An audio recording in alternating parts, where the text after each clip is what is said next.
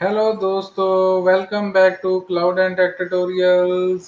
सत श्री अकाल, सलाम एंड नमस्कार। मैं हूं अमृतपाल। आज आपके सामने लेके आ रहा हूं rabbit MQ install on cloud. Specifically AWS पे हम इंस्टॉल करेंगे रैबिट एमक्यू और क्लस्टर मोड में इंस्टॉल करेंगे और डिस्कस करेंगे कौन सा नया बैकएंड आप यूज़ कर सकते हो रैबिट एमक्यू में। और काफ़ी इंटरेस्टिंग टॉपिक है, तो शुरू करते हैं।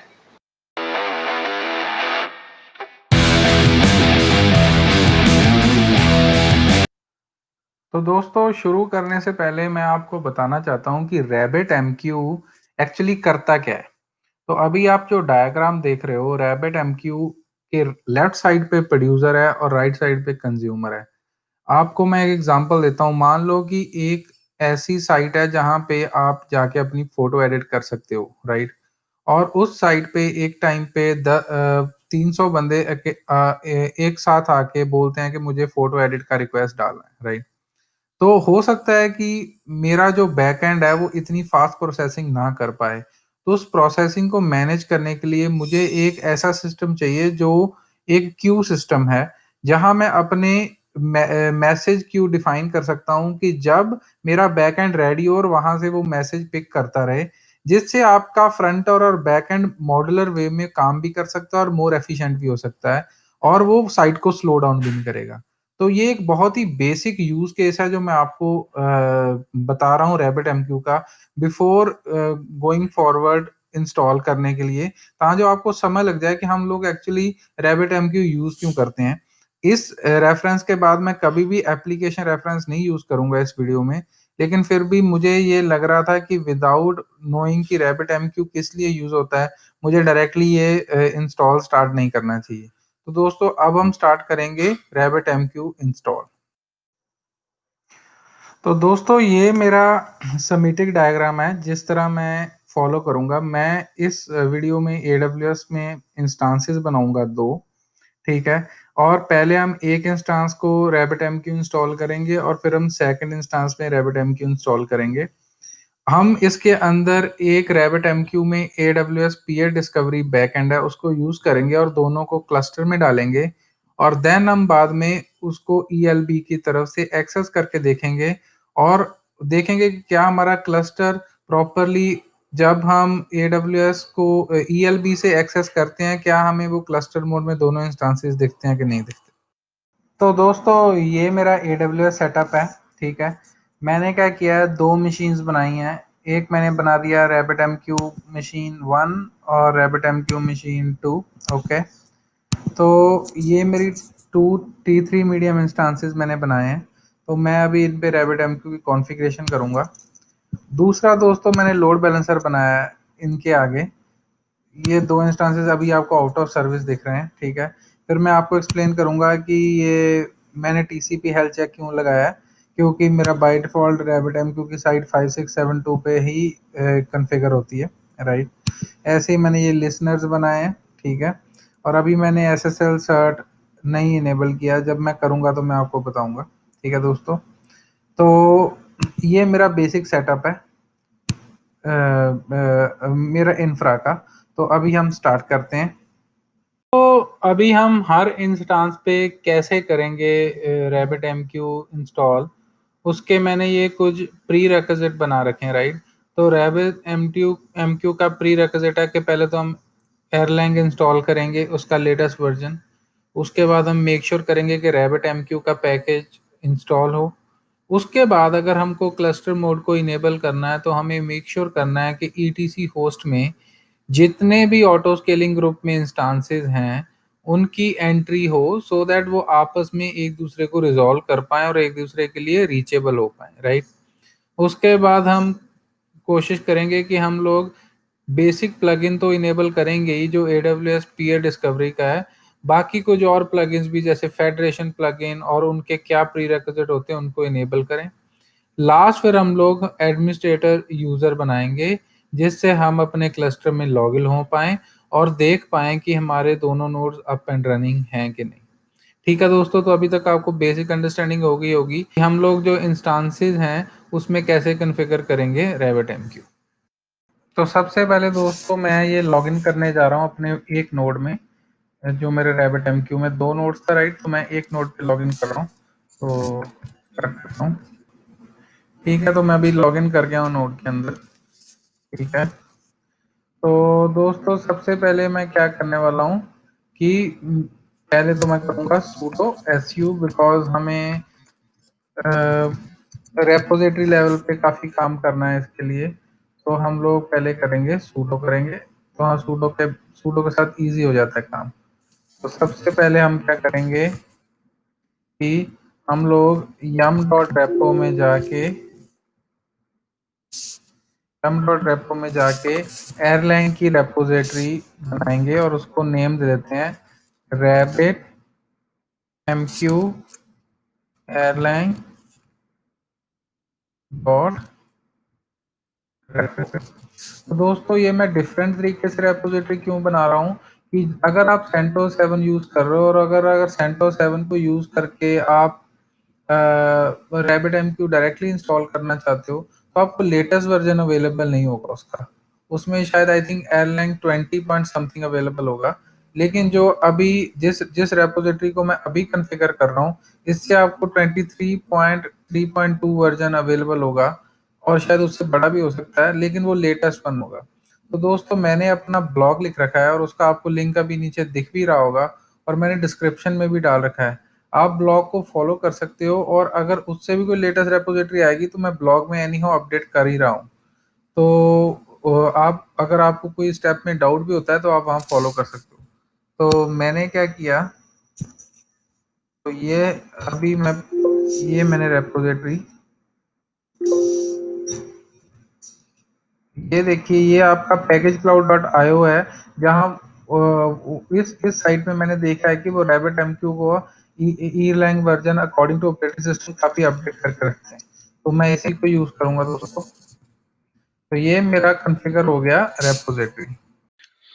तो दोस्तों हमने एयरलाइन का तो रेपो बना लिया, अभी हम बनाएंगे रैबिट एमक्यू का। तो rabbit MQ install dot repo बना लेता हूँ मैं। ठीक है, तो ये इसके लिए जो मैं यूआरएल डिफाइन कर रहा हूँ वो bintray.com से है। काफ़ी फास्ट है, ये भी मैं अपने ब्लॉग में डाल दूंगा अगर आपको चाहिए तो ये भी ऑपरेटिंग सिस्टम वाइज आपको पैकेज अवेलेबल करवा देते हैं। सो अब मेरे पास दो रेपोजिटरीज हो गई, रैबिट एमक्यू इंस्टॉल और एयरलाइन के लिए। तो दोस्तों अभी हम इंस्टॉल स्टार्ट करेंगे। तो दोस्तों हमने एयरलाइन का तो रेपो बना लिया, अभी हम बनाएंगे रैबिट एमक्यू का। तो rabbit MQ install dot repo बना लेता हूँ मैं। ठीक है, तो ये इसके लिए जो मैं यूआरएल डिफाइन कर रहा हूँ वो bintray.com से है। काफ़ी फास्ट है, ये भी मैं अपने ब्लॉग में डाल दूंगा अगर आपको चाहिए तो ये भी ऑपरेटिंग सिस्टम वाइज आपको पैकेज अवेलेबल करवा देते हैं।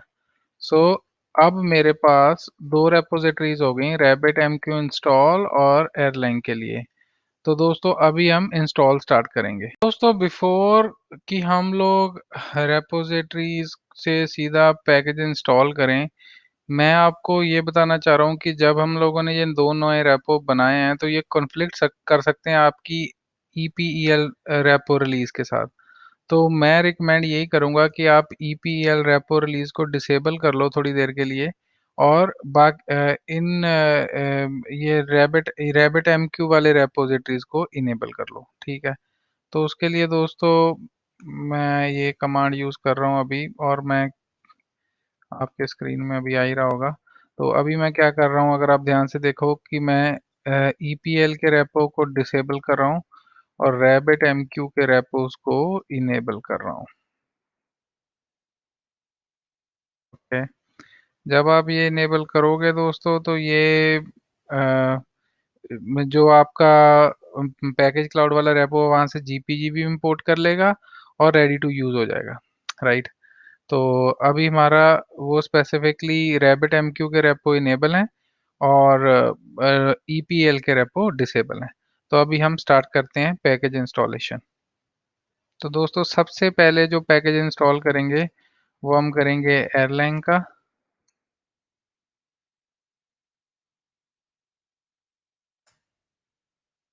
तो अगर आप देखो तो ये एयरलाइन रेपोजिटरी को ही रेफर कर रहा है, तो इसमें कॉन्फ्लिक्ट के चांसेस कम हो जाते हैं। अदरवाइज वो आपके ऑपरेटिंग सिस्टम के रेपो के साथ कॉन्फ्लिक्ट हो सकता है।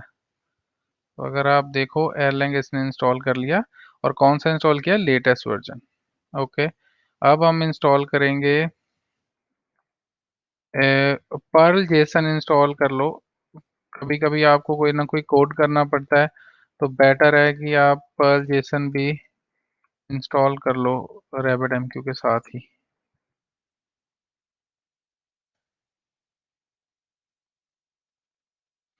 और थर्ड पैकेज हम इंस्टॉल करेंगे आपका रैबिट एमक्यू सर्वर।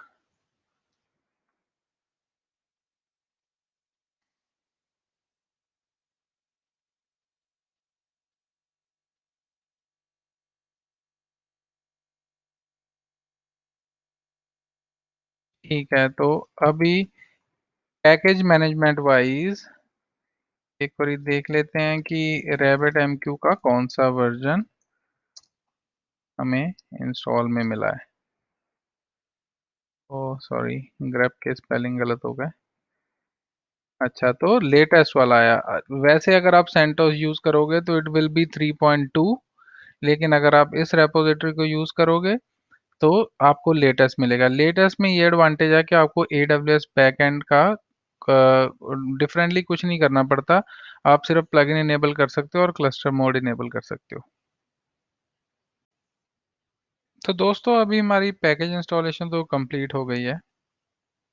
अभी हम अब बात करेंगे अपने नेक्स्ट प्री रेक्विजिट की, जो है होस्ट एंट्री, राइट। तो अगर आप यहाँ अभी से देखो, ETC होस्ट में सिर्फ मेरे एग्जिस्टिंग सर्वर का रेजोल्यूशन है, और कोई भी नोड का रेजोल्यूशन नहीं है। मैंने आपको बताया था हमारे पास दो नोड्स हैं, राइट। तो अगर हम, बिकॉज अभी हमारे पास रैबिट एमक्यू पैकेज अवेलेबल है, इंस्टॉल्ड है, राइट। अभी हम प्लगइन्स इनेबल करेंगे, एक्सेस बनाएंगे, ठीक है, कुकीज को सिंक में करेंगे। लेकिन उससे पहले हमें ये जानने की ज़रूरत है कि हमारे होस्ट एंट्रीज में जितने भी मेरे सर्वर उस क्लस्टर में आने चाहिए उनकी एंट्री है कि नहीं है, राइट। चलो अभी आप मैनुअली डाल दोगे, लेकिन मान लो कि आप ऑटो स्केलिंग यूज करते हो ELB के साथ, राइट। एक तो ये तरीका कि आप मैनुअली एंट्री कर दो और बाद में वो एक दूसरे के साथ लिंक में आ जाएंगे और क्लस्टर में आप मैनुअली एंटर कर दो, राइट। लेकिन क्या कोई ऑटोमेटेड वे है जो अपने आप वो मेरे ऑटो स्केलिंग को रेफर करके उसके API को और मेरी एंट्रीज अपने आप डाल दे? तो दोस्तों उसके लिए मैंने एक छोटी सी स्क्रिप्ट लिखी है, राइट। वो मैं अपने ब्लॉग में भी अवेलेबल करवा दूंगा, राइट। अगर वो आप स्क्रिप्ट यूज करोगे तो वो क्या करता है, पहले वो स्क्रिप्ट इस IP को यूज करके ऑटो स्केलिंग ग्रुप की इंफॉर्मेशन पता लगाती है, और फिर उस ऑटो स्केलिंग ग्रुप में जितने भी सर्वर्स हैं उनकी एंट्री करती है इस ETC होस्ट फाइल में, ठीक है। उससे क्या हो जाता है कि जब आप कोई भी ऑटोमेशन यूज कर रहे होते हो तो आप बड़े इजीली उसको यूज करके आप अपनी ऑटोमेशन को फुल स्टैक ऑटोमेशन में चेंज कर सकते हो। अदरवाइज ये डिपेंडेंसी आपके रैबिट MQ क्लस्टर को ऑटोमेट नहीं होने देती। मैं वो स्क्रिप्ट को लिख देता हूँ, इंस्टांट और sh। वही स्क्रिप्ट को मैं यहाँ डाल रहा हूँ, आप वो स्क्रिप्ट ब्लॉक से कॉपी भी कर सकते हो, ठीक है। और मैं इसको अभी रन करता हूँ, पहले मैं इसको CH मोड कर देता हूँ, एग्जीक्यूटेबल हो जाए stan.sh। ठीक है, अभी मैं इसको रन करता हूँ ये स्क्रिप्ट को। ये स्क्रिप्ट देखिए क्या कर रही है इन द बैक एंड, ये देखो। वो कह रही है कि मैंने AWS के API को रेफर किया और उसने बोला है कि इस ऑटो स्केलिंग ग्रुप में ये दो इंस्टांसेस हैं, और मैं क्या कर रही हूँ, ये दो इंस्टांसेस के डेटा को मैं ETC होस्ट में डाल रही हूँ। ओके।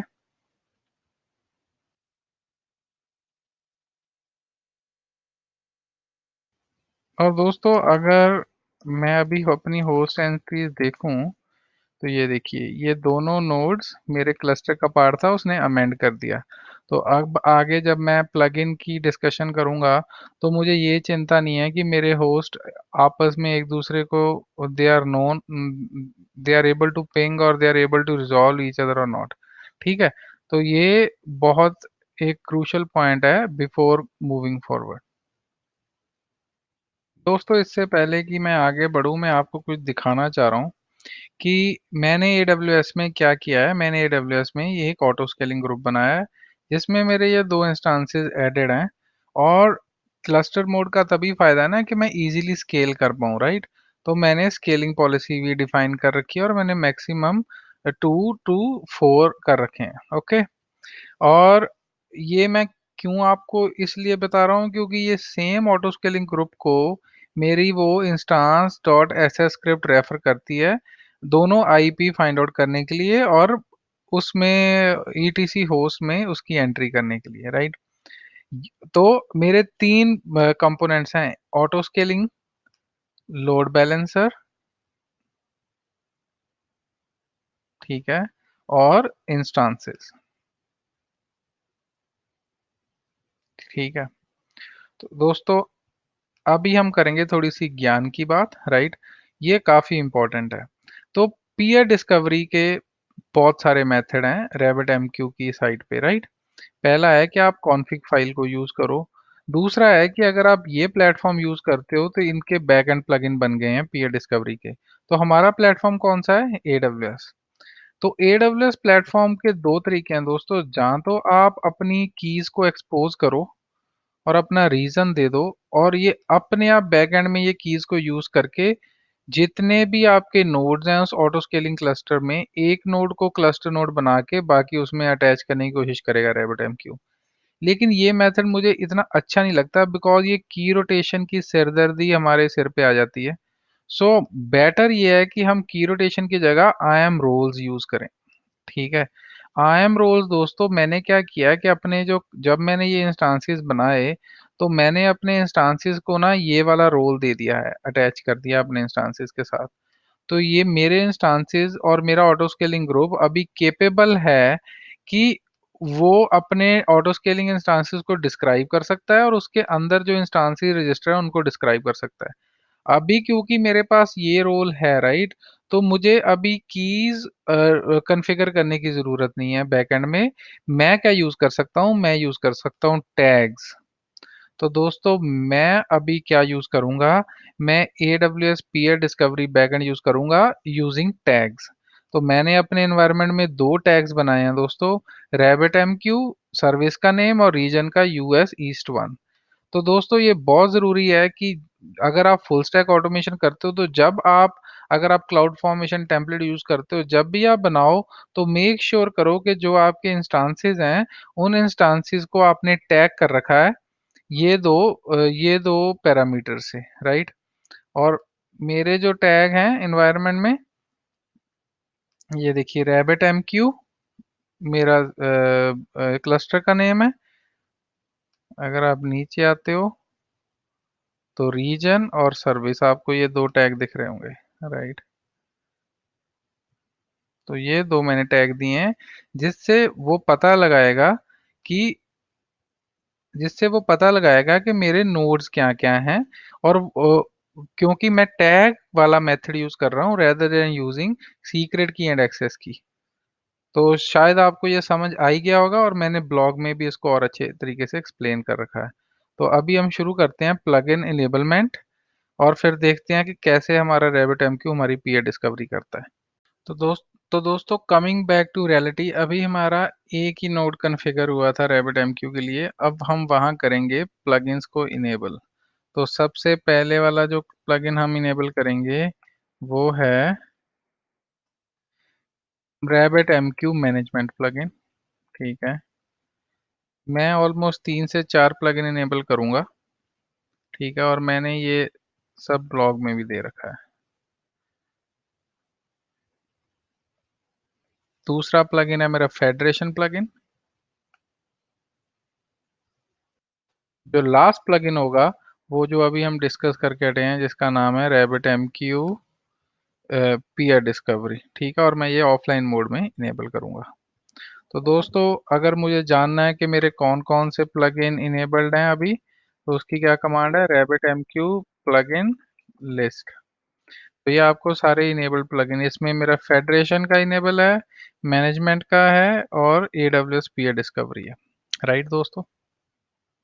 तो दोस्तों ये तो बात थी प्लगइन्स की।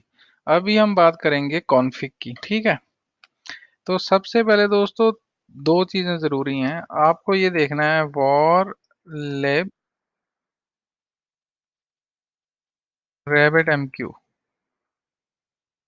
जहाँ आप वॉर लिब में जाएँ और उसकी एक बारी परमिशन चेक कर लें रैबिट MQ की। अगर आप देखें रैबिट MQ रैबिट तो ये बिल्कुल परफेक्ट है, यही परमिशन होनी चाहिए। और फिर अभी हम क्या करेंगे दोस्तों, अभी हम मेक श्योर करेंगे कि अ, मेरी जो रैबिट MQ की कॉन्फ़िग है, उसमें सब कुछ प्रॉपर्ली इनेबल है कि नहीं। इनेबल प्लगइन तो ठीक है, आपको एक फाइल बनानी है यहाँ रैबिट MQ, और उस फाइल में ये मेरी बेसिक सेटिंग्स हैं। तो अभी मैं क्या कह रहा हूँ कि मेरा बैकएंड कौन सा यूज़ करो, रैबिट MQ पीयर डिस्कवरी। मैंने 2 आपको बताए थे कि मैं 2 टैग्स यूज़ कर रहा हूँ। एक मैं टैग्स यूज़ कर रहा हूँ रीजन यूएस ईस्ट 1, एक मैं सर्विस रैबिट MQ। मैं चाहता हूँ, अगर आप चाहते हो कि आपका क्लस्टर प्राइवेट आईपी से उठे तो आप इसको यूज़ कर सकते हो। मैं इस बारी नहीं चाह रहा तो मैंने इसको कमेंट कर दिया है। ये मैं बोल रहा हूँ कि आप क्लाउड फॉर्मेशन में यूज़ कर रहा हूँ और ऑटो स्केलिंग ग्रुप मेरा ट्रू है, तो फिर वो ऑटो स्केलिंग ग्रुप के एपीआई को रेफर करेगा और मेरे क्लस्टर से वहां से इंफॉर्मेशन उठाएगा। मैंने लॉग के मोड्स को डीबग किया है ताकि जो मुझे क्लैरिटी मिलती रहे कि क्या हो रहा है इन द बैकएंड। ठीक है दोस्तों, तो ये तो थी मेरी फाइल, ठीक है। अब हम बात कर लेते हैं ई लैंग की, राइट? तो चलते हैं वॉर लेब रैबिट MQ। अच्छा, ये जो फाइल है ना दोस्तों, ये अभी आप देख रहे हो कि ये फाइल एक रैंडम 32 डिजिट है। ये मैट नहीं, रैंडम डिजिट्स हैं, राइट? बस इसमें आप स्पेशल कैरेक्टर को अवॉइड करो। ये आपकी जो ई लैंग कुकी ये सेम होनी चाहिए सारे क्लस्टर नोड में, ठीक है? तो मैं बेसिकली क्या कर रहा हूँ, मैंने एक स्क्रिप्ट लिखी है कि जब मैं क्लस्टर को अप करूँगा तो मैं ना एक उसको रैंडम नंबर दूंगा एयरलैंग डॉट कुकी फाइल में, और मैं मेक श्योर करूंगा कि वो स्क्रिप्ट सारे क्लस्टर नोड पे चले, जिससे मेरी ये कुकी सेम रहे। अगर ये कुकी सेम नहीं होती तो क्लस्टर सिंक में नहीं होता और कभी-कभी नोड एडिशन में प्रॉब्लम आती है, ठीक है? तो ये बात मैंने ब्लॉग में भी क्लियर कर रखी है। तो अभी मैं क्या करूँगा, जब मैं सेकंड नोड बनाऊँगा तो ये कुकी कॉपी करके उसमें डाल दूँगा, और जब मैं वहाँ सर्विस को रीस्टार्ट करूँगा वो अपने आप AWS के बैकएंड को यूज़ करके क्लस्टर में डाल देगी सर्विस को, राइट? तो ये हो गया हमारा कॉन्फ़िगरेशन, और अब हम बात करेंगे सर्विस स्टार्ट की। तो अभी बेसिकली दोस्तों हमने क्या करना है, rabbit MQ server start, okay. तो ये मेरा रैबिट MQ सर्वर स्टार्ट कर देगा इस नोड पे, ठीक है दोस्तों? तो रैबिट MQ सर्विस स्टार्ट हो गया है। रैबिट MQ क्लस्टर स्टेटस देखते हैं। तो दोस्तों ये मेरा क्लस्टर ऑन है, ये एक नोड एडेड है अभी, और ये ईरलैंग का वर्जन, ये रैबिट MQ का वर्जन, ठीक है। अभी दोस्तों मैंने कोई सेकंड नोड ऐड नहीं की, अभी मैंने क्लस्टर को एक्सेस नहीं किया अपने ELB से, राइट? तो दोस्तों ये हमारा एक पार्ट हो गया। अब हम क्या करेंगे दोस्तों, सेकंड नोड पे रैबिट MQ सर्वर इंस्टॉल करेंगे। मैं इंस्टॉल करके रखूंगा जब तक मैं इस स्टेप तक नहीं पहुंचता। जब हम ये स्टेप करेंगे तो मैं आपको लॉग्स दिखाऊंगा कि क्या डिफरेंस है। 159 नोड तो मेरा रेडी था, राइट? तो अभी मैंने क्या किया कि 21 नोड को भी कर दिया है रेडी, ओके। जानने के लिए कि ये पूरा रेडी है, पहले देख लेते हैं कि रैबिट MQ इंस्टॉल्ड है कि नहीं इस पे। तो मैंने क्या किया, जी हाँ, रैबिट MQ इंस्टॉल्ड है। और उसके बाद अभी हम, मैंने आपको क्या बोला था कि मैं कुकी फाइल को सिंक करूँगा। तो मैं यहाँ से कुकी फाइल का डेटा उठा लेता हूँ। कहाँ है वो, वॉर लिब rabbitmq.erlang cookie। ओके, ये फाइल का मैं उठा लेता हूँ डेटा, और मैं ये कहाँ डालता हूँ, मैं यहाँ अपनी सेकंड नोड में डालता हूँ, वॉर लिब rabbitmq.erlang के बाद मेरी कुकी आ गई है, जो अभी आप देख रहे हो डिफरेंट है दूसरे वाले से। तो मैं कॉपी कर लेता हूँ कुकी को और सेम कर लेता हूँ दोनों को।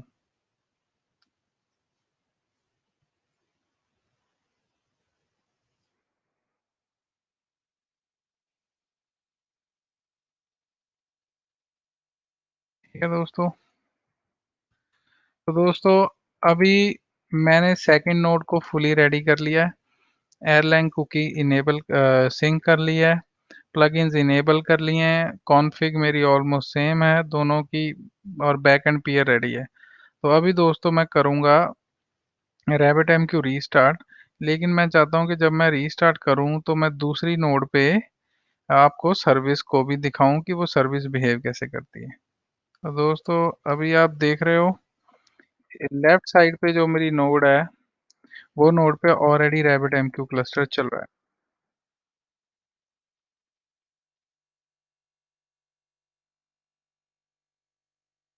ओके, और राइट साइड पे अभी मैं जो सेकंड नोड थी मेरे क्लस्टर में उसको स्टार्ट करूंगा।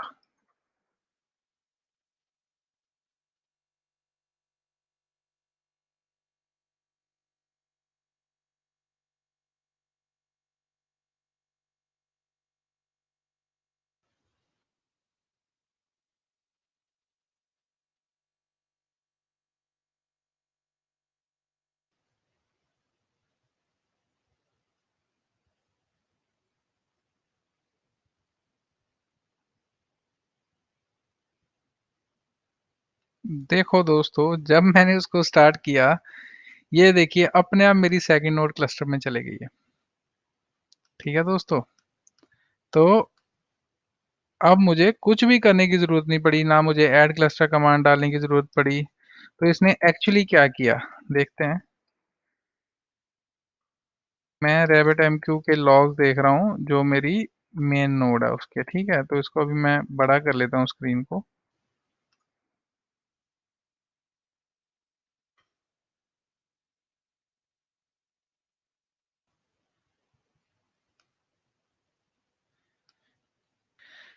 तो यहाँ हम नीचे जाते हैं दोस्तों, यहाँ ये पॉइंट इंपॉर्टेंट है। जब मेरा दूसरा नोड मैंने रीस्टार्ट किया तो उसने अपने आप मेरे ऑटो स्केलिंग ग्रुप को रेफर किया, राइट। और अगर आप नीचे देखो वो कहता है हाँ मुझे दिख गया है, इसमें 2 मुझे नोड्स दिख रहे हैं, राइट।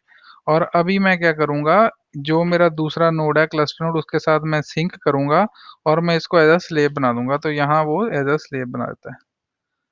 तो टू बी एग्जैक्ट, यहाँ वो क्या करता है, आपके क्लस्टर नोड में आपकी ये वाली सेकेंडरी नोड को ऐड करता है।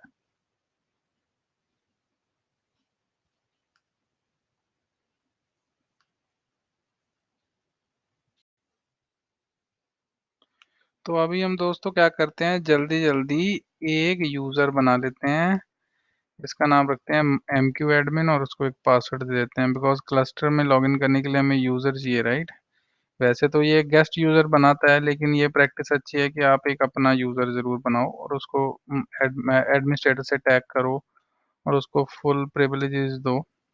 ठीक है, और फिर हम उसको टेस्ट करेंगे कि ये जो यूज़र है आपका, ये यूज़र आप इस यूज़र से लॉगिन कर भी पाते हो कि नहीं कर पाते हो क्लस्टर में थ्रू ELB। ठीक है,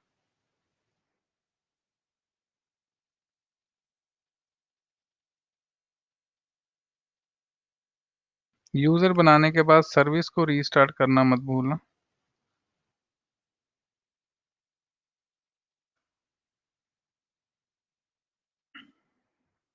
और सर्विस रीस्टार्ट करने के बाद एक बारी आप रैबिट MQ क्लस्टर स्टेटस यहाँ ज़रूर चेक करना before testing it on ELB। Okay दोस्तों,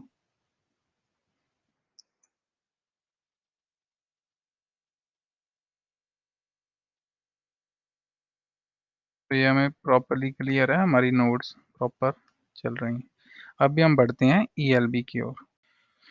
तो दोस्तों ईएलबी में अगर आप अभी इंस्टांसेस को देखोगे तो वो इन सर्विस दिखा रहे हैं, तो चलो फिर अभी टेस्ट करते हैं। ये लेते हैं इंटरनल, ठीक है, और अभी करते हैं इसको HTTPS पे टेस्ट। तो लीजिए, ये हमारे नोड्स हैं, माई क्यू एडमिन से लॉगिन है और ये हमारे दोनों नोड्स विजिबल हैं, ठीक है, जो हमने ऐड किए थे। और यहाँ से हम अगर एडमिन में जाएंगे, क्योंकि ये हमने जो यूज़र बनाया था उसका है। एक्सचेंज में आप यहाँ जाके एक्सचेंज डिफाइन कर सकते हो। जो हमारा फैन आउट करना है, हेडर करना है, रैबिट कौन सा मैच वाला यूज़ करना है, तो यहाँ आप अपना क्यूज़ बनाना स्टार्ट कर सकते हो। ऐसे ही आप जब भी कोई नया नोड यूज़ करोगे, अगर वो आप स्क्रिप्ट को कॉल कर दोगे जो मैंने ब्लॉग में डाल रखी है, तो वो प्रोसेस ऑटोमेटेड हो जाएगा। तो दोस्तों होपफुली आपको कुछ सीखने को मिला होगा और होपफुली आपको रैबिट एमक्यू का बेसिक अंडरस्टैंडिंग हुआ होगा एडब्ल्यूएस पे। दोस्तों अगर आपको ये ट्यूटोरियल पसंद आया तो आप इसको लाइक कीजिए, शेयर कीजिए। अगर कहीं भी आप ब्लॉक होते हो तो आप लेजेंड्स हब के कम्युनिटी पेज पे भी आके क्वेश्चन पूछ सकते हो और आप यूट्यूब चैनल के नीचे भी कमेंट कर सकते हो। धन्यवाद, नमस्कार, सत श्री अकाल एंड सलाम।